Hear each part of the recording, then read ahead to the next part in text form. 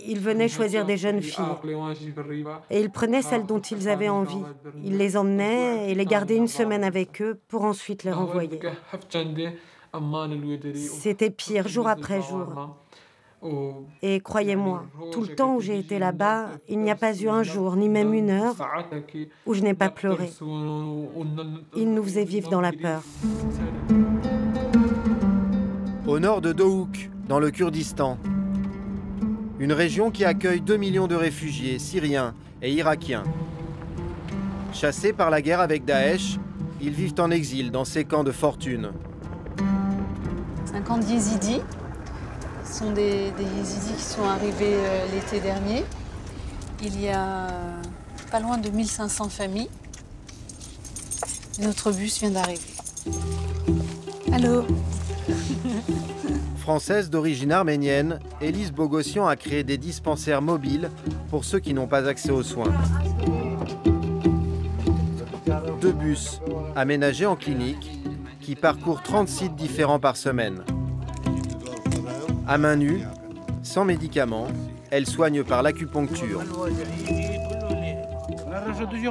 Toi aussi, tu vas te faire piquer? Il n'y a que les hommes qui peuvent supporter ça.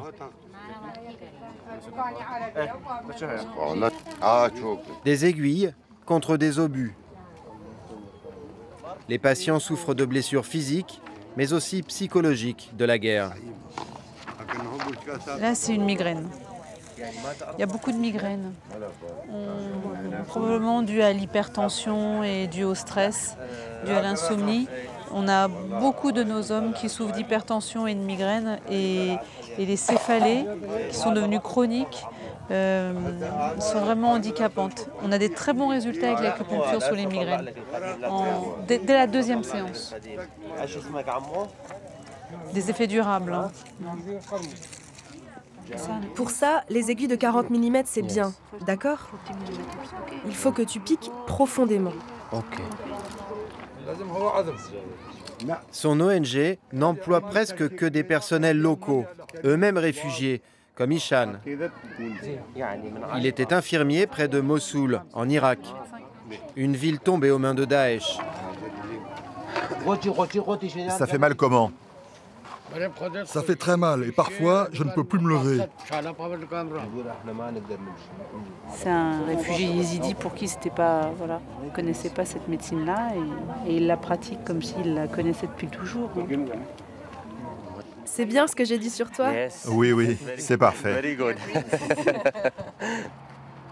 L'acupuncture, une pratique totalement inconnue dans la région, mais qui a rapidement convaincu l'ancien infirmier, pourtant formé à la médecine occidentale. Quand j'ai vu que l'acupuncture pouvait soigner des gens qui prenaient des médicaments depuis des années sans aucun résultat, je m'y suis intéressé. Et petit à petit, j'ai appris. S'il vous plaît, remontez votre pantalon. Ils ne sont pas habitués, mais ils s'habituent très vite. Avec l'acupuncture, on a un véritable effet anti-inflammatoire et antidouleur. Ça les soulage beaucoup. Il me fait du bien ce traitement. La première fois, il a évalué la douleur à 7. La deuxième fois, il était à 6 et maintenant 4 ou 5. 10, c'est une douleur insupportable et 1, c'est la douleur qui est nettement améliorée. Et au fur et à mesure des traitements, le patient lui-même évalue sa douleur. Parfois, ils ne viennent plus parce qu'ils ont plus mal. L'un des principes de la médecine chinoise est de soigner ensemble le corps et l'esprit, et de s'intéresser aux cicatrices, autant qu'aux blessures. Loin d'être un luxe, elle est pour Élise une médecine d'urgence dans cette zone de guerre. Pour moi, c'est ça la médecine humanitaire. Qu'est-ce qui se passe après le dernier point de suture, quand le chirurgien a fermé son dernier point? Ce patient rentre chez lui et puis il va faire avec la douleur. Et si la médecine chinoise peut prendre le relais à ce moment-là et puis aider ce patient à vivre sans souffrir, c'est merveilleux. Ce camp est situé dans un triangle montagneux, à une vingtaine de kilomètres de la Turquie, au nord, et à une trentaine de la Syrie, à l'ouest. La guerre contre les islamistes de Daesh est toute proche. Élise Bogossian est une des seules à se rendre ainsi au plus près des combats. Ce jour-là, son équipe aura traité une soixantaine de patients. Le bus reviendra dans 2 semaines. C'est à Erbil, capitale du Kurdistan irakien, qu'Élise a installé son quartier général. Les 2 millions de déplacés représentent une charge énorme pour une région qui ne compte que 5 millions d'habitants. Pour soulager une partie du fardeau, le gouvernement kurde a confié à l'ONG d'Élise la responsabilité des soins au camp d'Ankawa, à la sortie de la ville. Se sont réfugiés ici les chrétiens qui ont fui Mossoul, la 2e ville d'Irak, là où Daesh a proclamé son califat en juin 2014. Allô, docteur. Ici, en plus de l'acupuncture, le dispensaire emploie un pharmacien, un chirurgien, une psychologue et une gynécologue.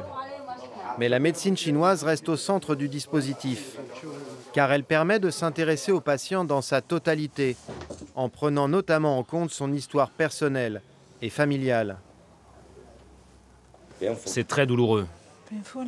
Ouais, très douloureux. Voilà, c'est bon, c'est fini. Après leur arrivée, on pensait tous qu'ils allaient bientôt rentrer chez eux, que c'était une opération qui allait durer 3-4 mois. Et donc c'était provisoire. Et puis il y a eu le cap des 1 an où la situation à Mossoul n'a pas changé, où ces gens-là maintenant ont bien compris qu'ils sont ici pour un bon moment et leur état s'est un petit peu empiré.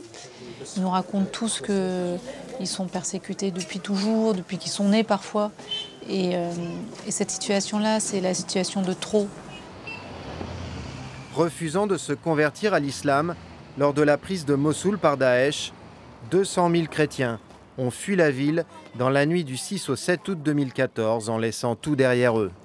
Tout cet alignement de préfabriqués fait en fait de ce site le plus grand camp chrétien d'Irak. Il y a presque 15 000 chrétiens qui vivent là. Ils sont en train de repousser au plus, de détendre le camp. Il y a un stade de football qui a été offert par un organisme australien. Du provisoire qui devient peu à peu définitif. Un terrain de sport, une école et même une église achevée tout récemment. Ils recréent une société entre eux, une société entre chrétiens, même si ce n'est pas la solution d'être coupés des autres cultures, mais pour le moment, ils tiennent comme ça. Le curé est aussi le responsable du camp. Il s'agit du père Emmanuel, un homme d'église, prêt à tous les sacrifices pour retrouver sa terre et réconcilier son peuple. Personnellement, en tant qu'homme d'église, je serais prêt à ce qu'on oublie toutes les religions, même si je dois perdre ma foi, pour peu que cela ramène la paix. On est fini ici. Il ne restera pas beaucoup de chrétiens en Irak. On était 2 millions, et maintenant, plus que 200 000. L'hémorragie continue. Oui, parce que l'année dernière, c'était 450 000. L'année dernière, il y a 1 an, c'était 450 000.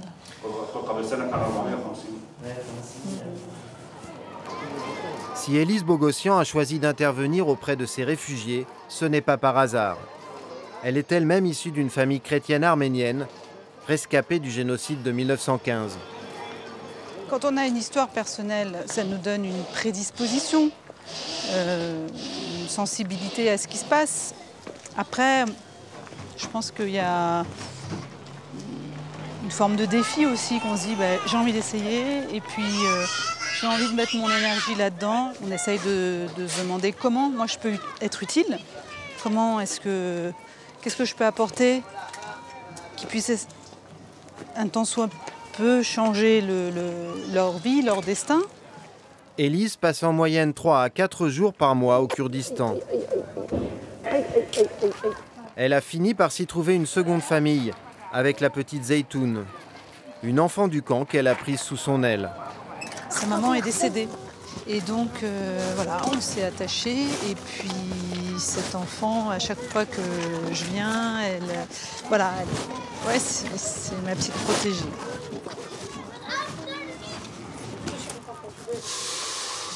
Ce jour-là, Élise est invitée à déjeuner. La famille de Zeytoun, 9 personnes, s'entasse dans 2 préfabriqués, après avoir campé pendant plusieurs mois dans un jardin public. Je veux partir en France. C'est mieux que de vivre dans des caravanes. La vie n'est plus possible ici. On est persécutés. Il y a quelques jours, une famille est partie en Grèce.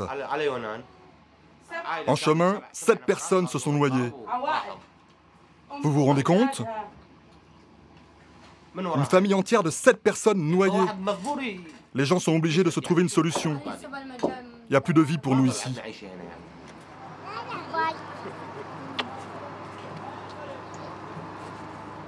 Pourtant, cette famille fait partie des privilégiés parmi les réfugiés. D'autres ne bénéficient d'aucune prise en charge. Pour leur proposer ces soins, Élise doit parfois les débusquer dans des endroits étonnants où la plupart des autres ONG ne se rendent pas.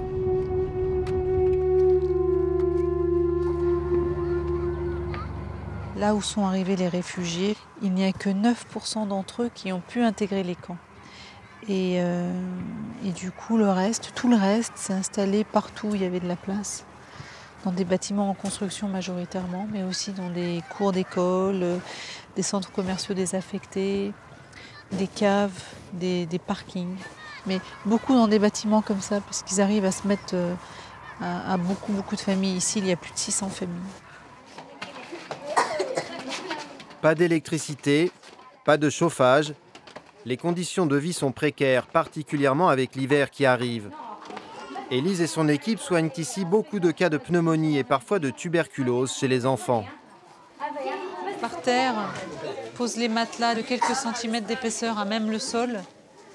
Ils calfeutrent les fenêtres comme ils le peuvent, mais l'hiver, vraiment, il y a toute l'humidité, le froid qui transperce. C'est glacial. Ces immeubles sont occupés majoritairement par des femmes et des enfants. Peu d'hommes ont survécu au massacre perpétré par Daesh dans leur région d'origine, le Sinjar. On aimerait revenir chez nous, mais pas dans les conditions actuelles. Il n'y a pas de force pour nous protéger. Y retourner, ce serait impossible aujourd'hui. Ils n'ont pas libéré les villages alentours. Il n'y a que la ville de Sinjar qui a été réduite en poussière. Sinjar, c'est de là que viennent tous ces yézidis. Ce peuple d'Irak, ni chrétien ni musulman, honni par Daesh. 3 heures de route dans la montagne et une succession de checkpoints tenus par les peshmerga kurdes. Cette ville qui était la leur, les yézidis n'y reviendront peut-être jamais. Avant d'être libérés le 13 novembre, Sinjar a été écrasé sous les bombes de la coalition occidentale pendant plusieurs semaines. Pour atteindre les positions de Daesh, creusées dans des tunnels sous la ville, les Alliés ont dû détruire la quasi-totalité des maisons. La ville est aujourd'hui tenue par les milices kurdes auxquelles appartient Nasser Bacha Khalaf.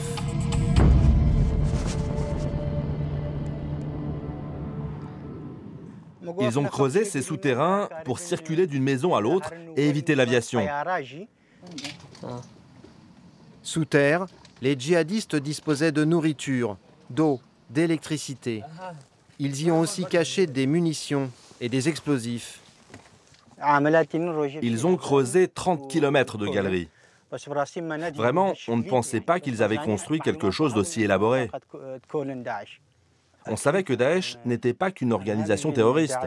Pour nous, ils ont la force d'un État.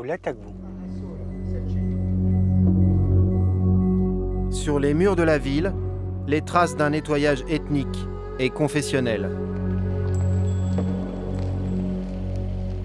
Là, c'est un signe qui veut dire chiite. Et sur l'autre porte, c'est la lettre Ya, pour Yézidi. Comme ça, Daesh n'attaquait pas les maisons sunnites. Il ne s'en prenait qu'aux chiites et aux yézidis. Pour la propagande de Daesh, les yézidis sont des adorateurs du diable. Ils ont cherché à les éliminer systématiquement. Les hommes ont été massacrés, les femmes vendues, violées, réduites en esclavage. Au moins 7 fosses communes ont été découvertes à Sinjar. Ici, ce sont des ossements. Dans cette fosse, il y a 78 corps de femmes d'âge mûr. Elles viennent du même village de Kojo. Ça, c'est leurs cheveux et leurs chaussures. Ils ont ramené 78 femmes ici et les ont toutes abattues, une par une. Ce n'étaient pas des musulmanes et elles n'avaient aucune valeur pour eux. Elles n'étaient pas vendables sur leur marché aux esclaves, le marché de la traite de Daesh. Les djihadistes se sont repliés à moins de 10 km, dans ce village au loin, Tel Kassab. Ils menacent encore la ville de Sinjar. Près de 4000 femmes yézidis seraient encore entre leurs mains.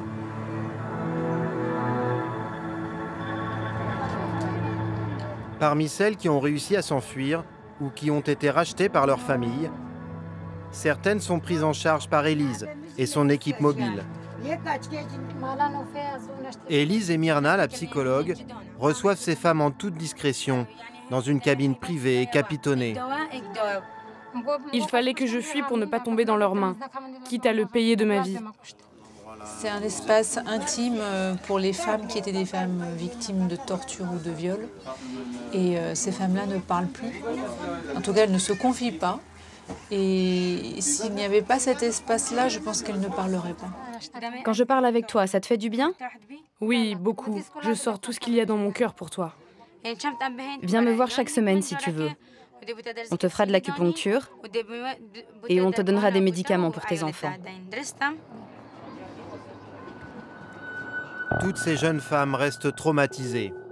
Vendue 2500 $ à un combattant qui en avait fait son esclave, cette adolescente de 17 ans s'est échappée en mars, après avoir subi des mois de sévices. Par peur des représailles, elle a souhaité rester anonyme. Ils nous frappaient avec des câbles, des ceintures, et nous pendaient au ventilateur du plafond. Puis, ils venaient choisir des jeunes filles, et ils prenaient celles dont ils avaient envie. Ils les emmenaient et les gardaient une semaine avec eux pour ensuite les renvoyer. C'était pire, jour après jour. Et croyez-moi, tout le temps où j'ai été là-bas, il n'y a pas eu un jour, ni même une heure, où je n'ai pas pleuré. Ils nous faisaient vivre dans la peur. Près de 2000 femmes yézidis auraient été récupérées par leurs familles. Restées 1 an captives de Daesh, ces 3 jeunes filles viennent de retrouver la liberté après versement d'une rançon. Elles aussi cachent leur visage pour protéger des proches, leur père et leurs frères, toujours prisonniers des djihadistes. C'est pas humain ce qu'on nous a fait subir. Quand est-ce que nous, on a kidnappé des jeunes filles ou qu'on les a tuées, elles et leurs enfants, leurs pères et mères? À quel moment on a fait ça? Ça suffit. On nous a plus laissé vivre. Ils ont détruit les Yézidis. Elles restent cloîtrées, prostrées. Leur mère est impuissante face à la détresse de ses filles. Ce sont des barbares. Ils les ont torturées, ils les ont violées. Elles n'oublieront jamais jusqu'à la fin de leur vie. Même si on les couvre d'or jusqu'à la fin du monde, ce sera impossible d'oublier. À chaque fois qu'elles s'endorment, chaque nuit elles disent que Daesh vient nous attaquer. Elles ne dorment plus une seule nuit tranquille. Des vies brisées par la guerre et par l'exil. Pour réparer les survivants, les aider à dormir sans cauchemar, le bus poursuit sa tournée des oubliés.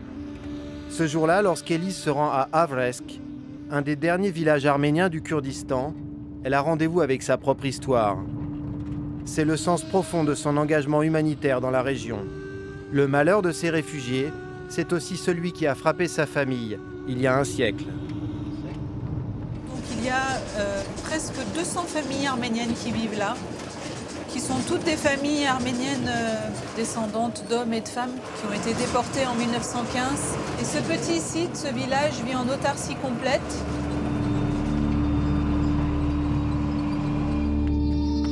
Avec le prêtre du village, Élise retrouve vite une langue qu'elle connaît bien, celle de ses ancêtres.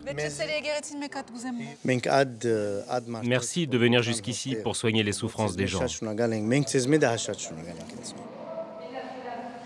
Ces chrétiens arméniens ont eux aussi fui Mossoul lors de la prise de la ville par Daesh. Elle a peur des aiguilles. Elle est toute petite, mon aiguille. Ça fait mal? Non, ça fait pas mal. Mais là, ça fait mal? Non. Ah, l'aiguille est entrée. Remonte alors la mémoire d'un autre exil. Comme les grands-parents d'Élise, le père et la mère de Mavar Şahinyan ont fui la Turquie pour échapper au génocide des Arméniens. Il y a 8 personnes de ma famille qui ont été massacrées en 1915. Comment ils sont venus en Irak? Ils sont venus à pied, en Irak. Et pourquoi ils sont venus en Irak? Il n'y avait même pas de pain à manger, donc ils sont venus en Irak parce qu'en Irak, ils pouvaient trouver du pain à manger, il y avait du travail. Tragique répétition de l'histoire, à 100 ans d'intervalle, les descendants de ces Arméniens qui avaient fui la Turquie sont contraints à leur tour de quitter l'Irak. On n'est pas insensible à voir des familles originaires des mêmes villages que nos grands-parents réunis parce qu'elles ont essayé de fuir un ennemi qui voulait les exterminer pour la énième fois. C'est très touchant, d'autant plus quand ce sont des gens qui sont de votre culture et qui ont les mêmes origines que vous. Pensez les plaies d'une histoire qui bégaye. Parler pour apaiser et pour comprendre. En plus de son action médicale, Élise reçoit dans son bus celles qui veulent se confier. Sans ressources, cette femme n'a plus aucun espoir pour son peuple, les Arméniens d'Irak. Tous les Arméniens d'Irak viennent de Turquie. Tous sont les rescapés des massacres de 1915. Pourquoi l'histoire se répète-t-elle ainsi? Maintenant, c'est fini pour les chrétiens. Même si ça s'arrange, si cela va mieux à Mossoul, on ne rentrera pas. On est venu au monde et il y a eu la guerre. On n'a connu que cela.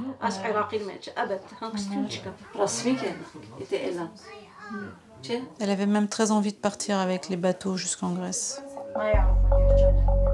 Les demandes d'aide se succèdent.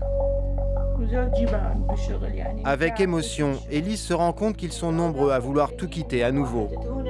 Elle est aussi confrontée aux limites de son action humanitaire. On vous remercie, mais si quelqu'un pouvait avoir une solution pour nous, ce serait mieux. Mais nous, j'ai pas cette force-là, j'ai pas cette puissance-là. Je dirige pas un pays, je dirige pas une armée. Moi, je parle pour moi, j'ai pas cette puissance-là. Mais bien sûr, c'est dur, parce que parfois ils se retiennent, parfois ils déchargent leurs émotions en nous accusant, nous, d'avoir une belle vie, de venir nous déculpabiliser en distribuant quelques boîtes pour la grippe de Doliprane, et puis de nous dire que c'est pas ça qui va changer leur vie, c'est pas de ça qu'ils ont besoin, et parfois on se donne bonne conscience aussi en essayant de les soigner, ou en construisant une école, ou en construisant des maisons, en mettant des tentes, en distribuant des couvertures, mais le fond du problème, quand est-ce que ça va s'arrêter? Est-ce que ces gens-là ont un avenir possible? Quel sera le demain de leurs enfants? C'est très, très difficile, c'est écrasant. Mais Élise Bogossian continue à se battre. Son nouveau projet, c'est un autre bus, sur ce qu'elle considère comme un terrain d'extrême urgence, la France. Pour tendre la main aux migrants venus de Syrie, d'Irak et d'ailleurs, son prochain dispensaire ouvrira dans quelques semaines à Calais.